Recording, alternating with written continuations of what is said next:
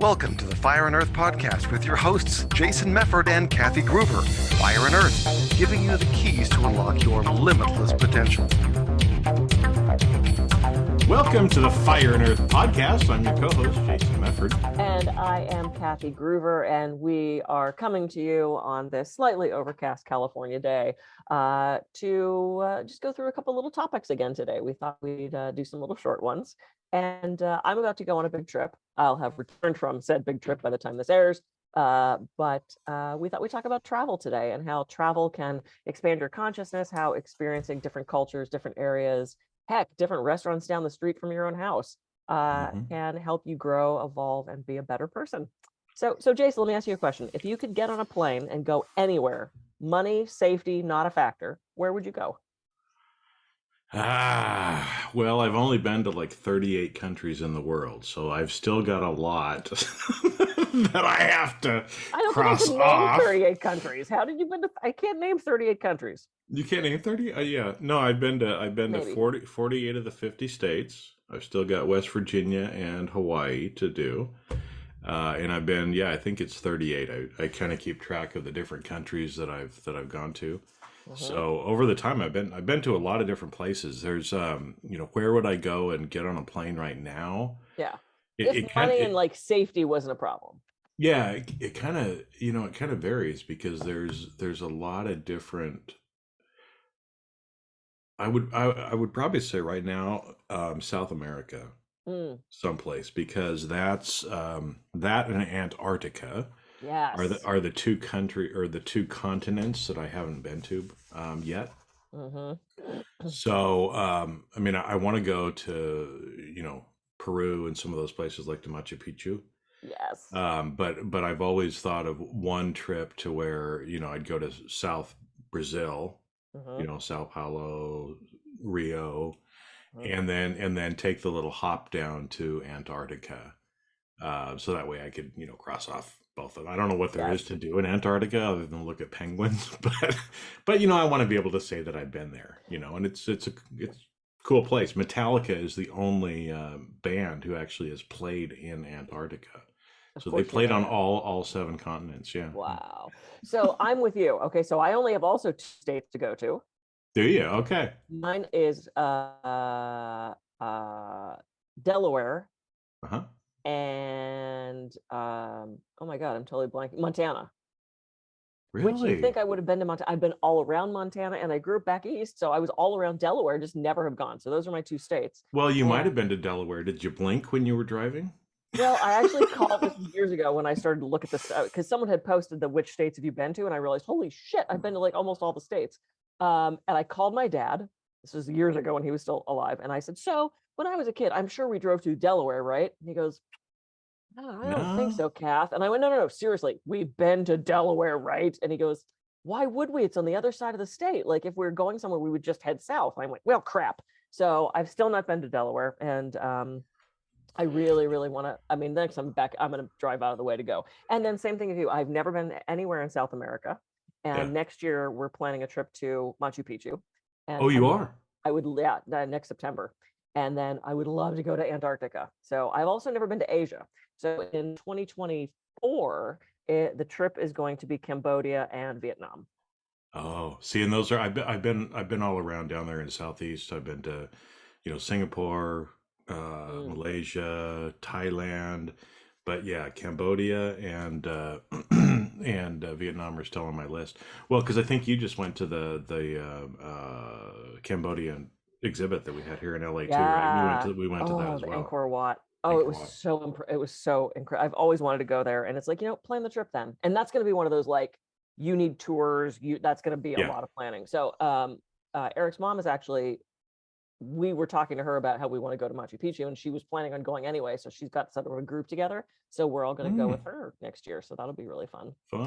Well, what I was going to say, what's funny too, is one of my friends from high school, just this last month, he posted, hey, I'm in West Virginia. That's my last state. And I'm like, really? It's like, I've got 2 left, Hawaii and West Virginia. He's like, those were my last 2 as well. We went to Hawaii last year and West Virginia this year. So it's like, small world. Yeah. Right?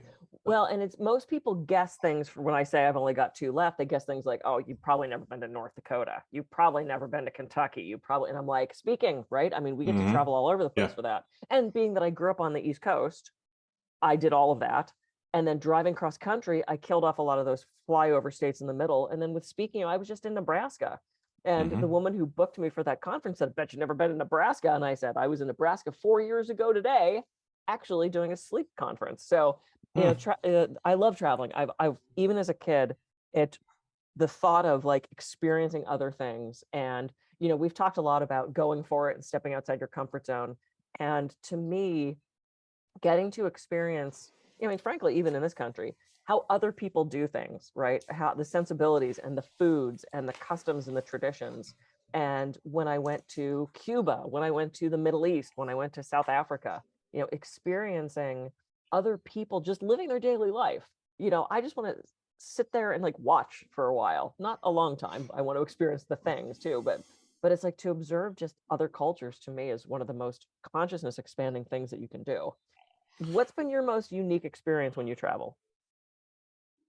Well, I think because I like to travel a little differently. So, because actually, what you were talking about there, with the daily life, is I like to go down the back alleyways, right? Because there, especially there's a lot of places in the world where, you know, they have a huge tourist economy. And so they, you know, for people that maybe haven't been outside the US, right? Maybe you've been to Vegas, right? So I'm going to use Vegas kind of as an example, right? You go to Las Vegas, everybody knows the Strip, right? And so up and down the Las Vegas Strip, there is, you know, this out of this world stuff that's there. There's been billions of dollars that have been invested into it with the walkways, the buildings, everything is nice and clean and pretty, and the way that they want you to experience Las Vegas as a tourist. Yep. But if you drive around Las Vegas, you find out there's some very different parts to Vegas, right? There's what they want you to see as a tourist, and then there's how people really live. Yep. And so I always love doing that wherever I go. Yeah. Right. And what's interesting is there's some places where there's a very stark contrast, you know, like the Vegas. I mean, in the Middle East, most of the places in the Middle East, there's kind of this area where they kind of want the tourists to hang out. And then you go out a little bit and you see how people actually live. Yeah. Right. Because, and to me, that is what is, you know, so interesting, even in some places, even like here in the US, you know, back east, right? Because you grew up back east. And I love going to some of the smaller neighborhoods in places like Boston or New York, right? It's the same thing. And you just see people sitting out on the sidewalk, you know, a couple of old guys just sitting on the corner talking, you know, and things like that. And just realizing or seeing how people actually live, because it's a lot different than our experience. You know, whether we want to admit it or not, we all kind of grow up in a little bubble. Yeah. Right. Even if we're in a big city, we're kind of in a small neighborhood, we're in a bubble, probably a lot of people in the same socioeconomic, you know, status where we are. And so it's easy to forget that there's people living a completely different life. I find this now, you know, like you said, it's starting to get overcast, a little cold here in California. I mean, that's a big deal for us, right? Because this happens like 30 days a year, like 10% of the year, right? More up here in Santa Barbara, we're overcast a lot. A lot more. A lot of fog and a lot of cloud cover, and Yeah, so we have sunshine 330 days a year here in LA. And so, you know, when it's winter time for America, it always still kind of surprises me. You know, I'm on the phone talking to somebody and they're like, hey, how's the weather? And it's like, hey, it's 70 degrees. Oh, really? It's like -3 and we've got 3 feet of snow. And it's like, oh yeah, there's actually people that are dealing with snow right now. Something different. Yeah. Yeah. I love that you're talking about, you know, turning that corner, right? I was on a cruise ship in the Caribbean and stopped on Saint Martin, Saint something. And, you know, that first 2 blocks deep is by the shot glasses and the fancy restaurants and the the touristy restaurants, the Singer Frogs and the Hooters and the that kind of stuff. And it's like, I don't want to see that. Mm-hmm. I want to go further. And I remember walking just 3 or 4 blocks back, hanging a left into the shantytown kind of area, where it was very teeny little local restaurants and teeny little huts and houses where the people on this island were living, and ended up having the best lunch. And most of the people that got off that cruise ship would never have walked back there. It's dangerous, that's creepy, that's scary. To me, it's like, I'm the adventure seeker, right? Same thing when I was in Egypt. Going to the pyramids was so incredible, and going to the museums was breathtaking. And just as fascinating was being in the car with the driver and driving down just the regular streets and seeing the regular people going to work, and the the donkey, with the truck thing on the back with all the hay, and the kid sitting on top, but he's got a cell phone, and you're like, whoa, this is like a mix of cultures. In South Africa, driving around through some of these towns, and I sat in the front of, everyone else was in the back of the tour bus, and I was like up in the front leaning forward with the tour guide going, what is that, and tell me about that, and what is that kind of food they're eating? And he's like, why are you asking all these questions? And I said, because when am I going to be back here? Like, I can have KFC in America. I want to experience this culture. I want to experience not only the history of it, because I'm, show me a ruined building and I'm excited, or some ancient structure. It's like, woohoo, it's a pillar, yay. But I also, I want to experience that culture. I want to know how they're living, how they used to live, and what brought them to right now. And, you come back to this country with an expanded consciousness, and the news is so great at demonizing other cultures. And when I went to the Middle East, I was going to Jordan, I was going to Egypt. Jordan is probably the least Middle East place in the Middle East. But people are scared for me. They're like, you're going to get beheaded and you're not going to come back and you're going to get kidnapped and don't call me for ransom. And they actually started to scare me to the point where, as the plane was landing and it looked just like the Burbank airport, like you seriously didn't know you weren't in Burbank, I expected to see bombs going off in the distance because everybody had convinced me that the Middle East was so scary. And it's like, but we're just fueled this ignorance for, because we're believing what we see on TV, and it's not always true. And so I came home with these amazing stories and these incredible experiences, from just opening up and being, accepting of whatever was going to come from this other culture and this other world. It was really fascinating to me to see how other people were living. Yeah, well, and it's interesting, and even a lot closer to home, right? So I was talking to somebody yesterday, Canadian, who moved down to Mexico, right? And it's the same thing. A lot of people think about Mexico as, this poor third world country. Yeah. And it's like, folks, it's a first world country. There's 150 million people that live there, right? It's almost half the population of the US. And I mean, beautiful, new, I mean, very, very modern place, right? I mean, it'd be like people looking at America and going to some place in central Mississippi and looking at a few shacks and saying, "Oh, that's how America is." Right. Yep. It's like it's not that way, and it's interesting, like you said, how many misperceptions that we get fed about some of these different places in the world, about some of the different people.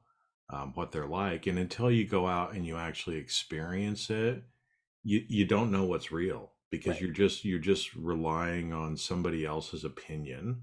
Like you said, I mean, all those people telling you about Jordan, oh my gosh, you're gonna get beheaded, and you're a woman, and you're gonna have to wrap up, and it's not that way at all in Jordan. Well, and I just looked it up. Only a third of Americans have a passport. And I would venture to say that some of those people only got them because they had to go to Mexico, or they were going to Canada, because now, we used to not need that. Or they went on a cruise to someplace and, maybe it stopped. Because like even on our Alaskan cruise, we stopped in Canada. So we had to have a passport for that. There's been so few people in this country that venture out of their own backyard. I remember being at a friend's wedding in Pittsburgh, and it was the first time grandma had been out of her small town. She had never been on a plane. She's never seen the ocean. And I'm thinking, how can you, to me, that's living small, because I want to experience everything. But I know a lot of people who are fine to never get on a plane and travel anywhere. Well, and because here in America we have always been isolated because it's so far, it's Yeah, such a big geographic country. yeah. It is. It's very easy for people to never leave their little town, never leave maybe a 50-mile radius of where they grew Hmm. up.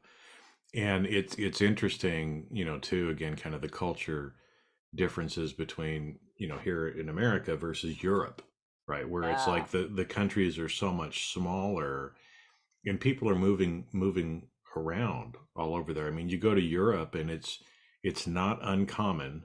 Most people speak at least two languages, at if not least. three, four, five different Hmm. languages as well, right? Because and even something like that, learning another language, learning how, some of the words and some of the ways that things are put together can teach you a lot too about different places in the world. Just opens you up that much more, right? Yeah.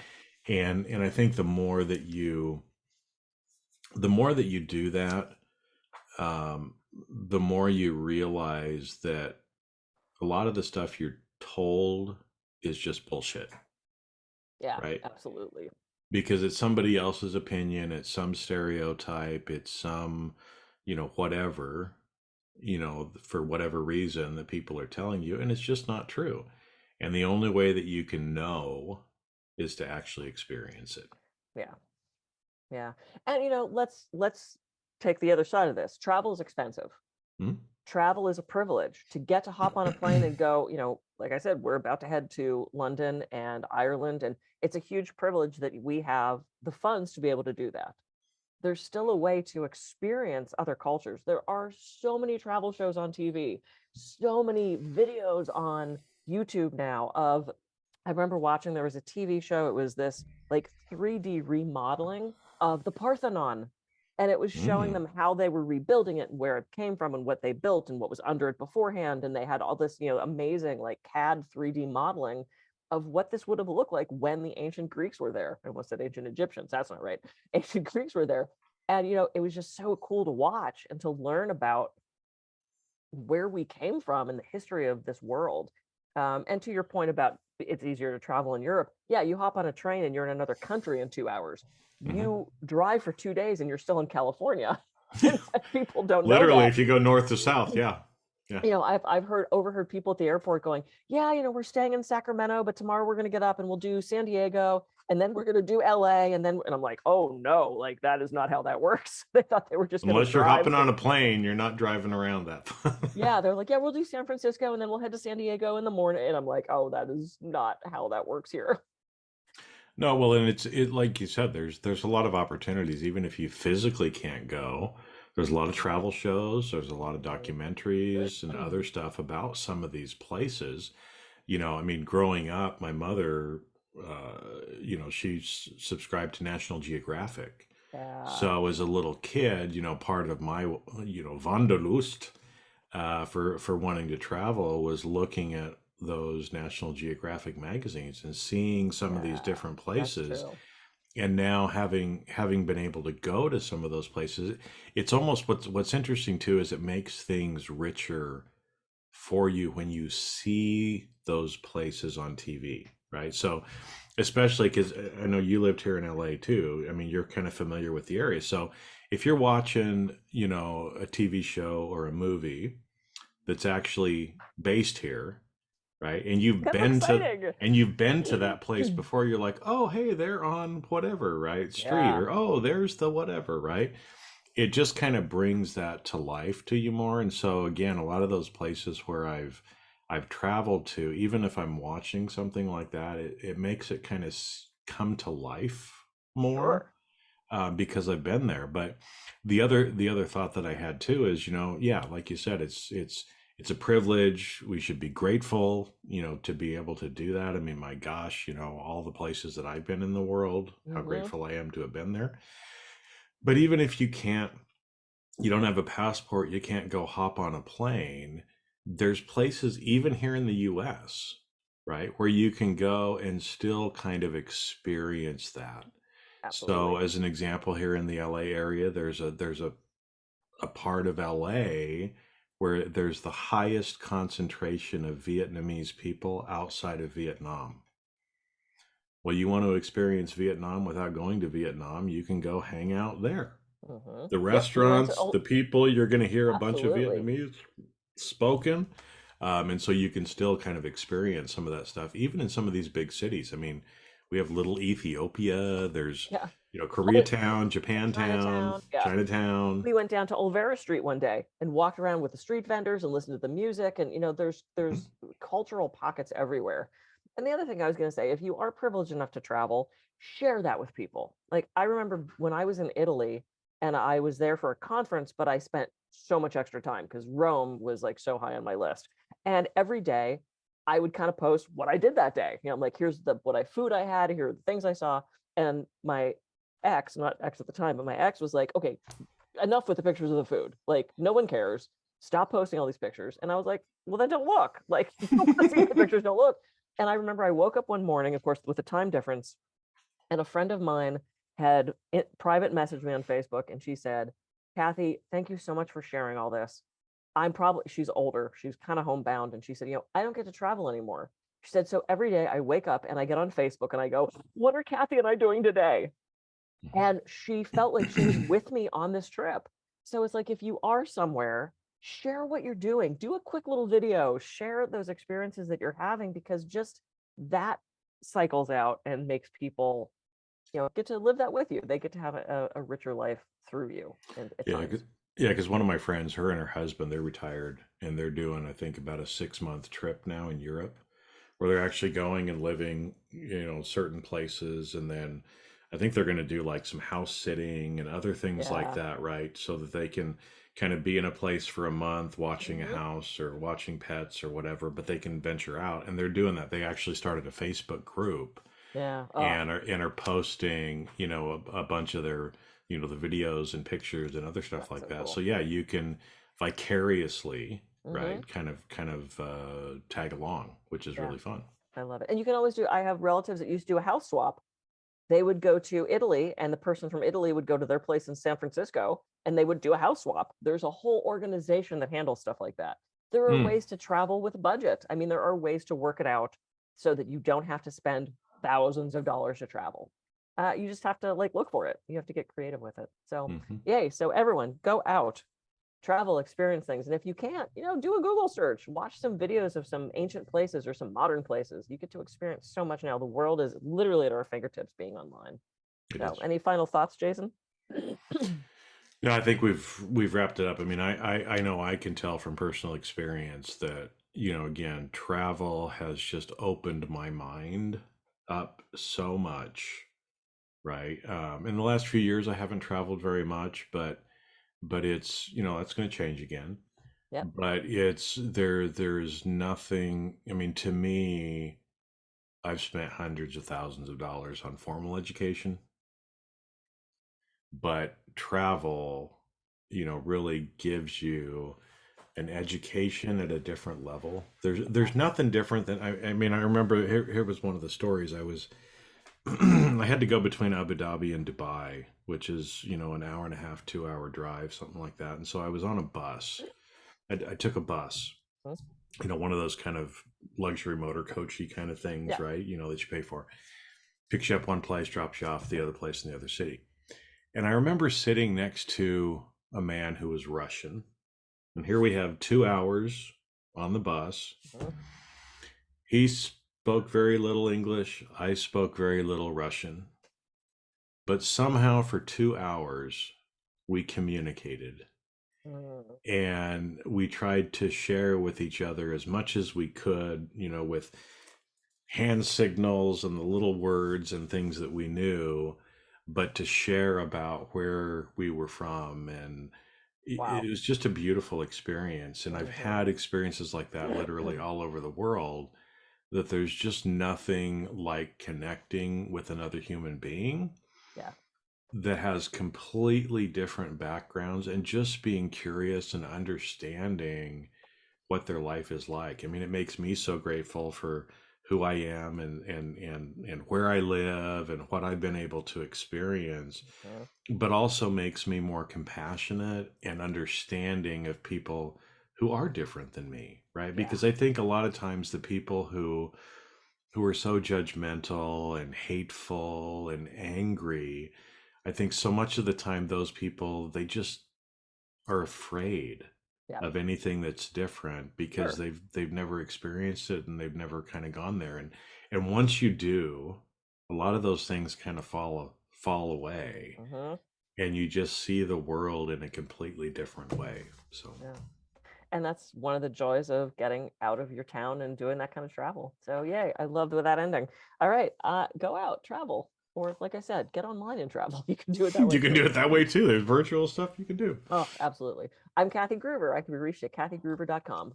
And I'm Jason Mefford. I can be reached at jasonmefford.com. So go out, have a great week, and we'll catch you on the next episode of the Fire and Earth Podcast. See ya.